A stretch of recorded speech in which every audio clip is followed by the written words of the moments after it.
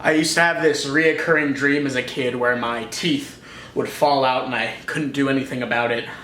I took words for granted as a kid, and it was an accepted form of manslaughter for me to say, "I love you," when I wanted to hang up the phone, like my actions yelled action on the set of a movie, and maybe I'd move someone with this performance. And one time I told a kid I took great white shark riding lessons because another kid in my kindergarten class told me that his dad worked with Brad Pitt. One time, I cried as a 17-year-old halfway between being a baby and a man. I don't feel grown up enough to be legally responsible for my own demise at age 18. I'll probably do something stupid for the first time, and I will have to face it eye to eye in a way where reflections come to me in splotches of middle school dances. My red, rosy cheeks my mom's friends used to comment on made me feel like a storm drain during a hurricane because they weren't red by choice. It's always been hard for me to accept my flaws, but I know as a kid I wasn't healthy, and I'm just meeting these feelings for the first time out of the blue like they were Mormons trying to get me to convert back to the way I was.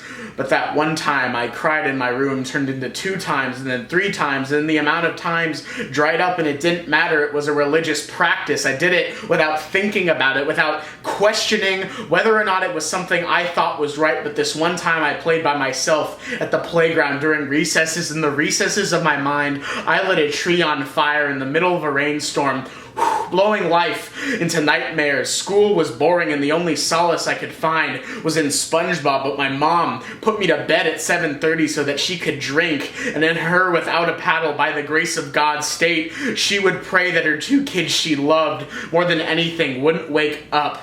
It wasn't the way an adult cries. It was how a child cries.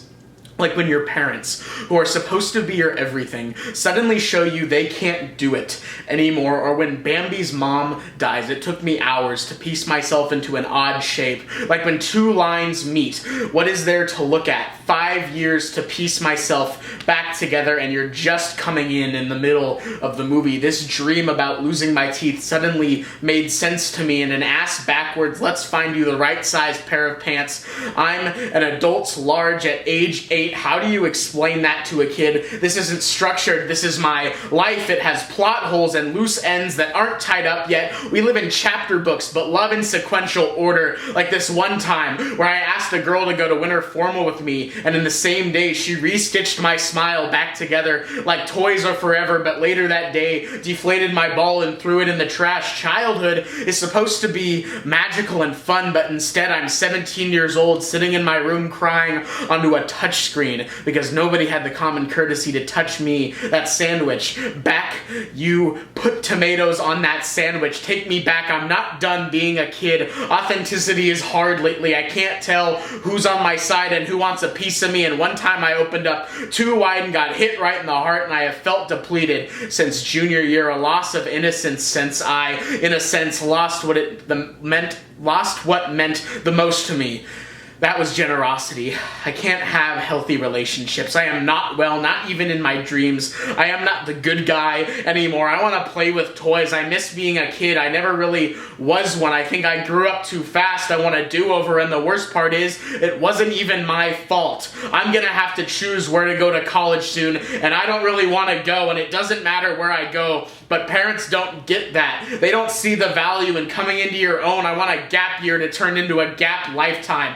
One time I thought about having kids and them saying, "Daddy, I love you," because they think I'm the greatest thing they've ever seen, and I couldn't handle it. One time I thought about my own funeral, what people would say about me, and the perfect ending would be if they didn't say anything at all. All they did was smile. One time I thought about how to end this poem. One time I realized there is no end to something like this. One time I woke up from a dream and I still had all my teeth. Maybe I'll be alright.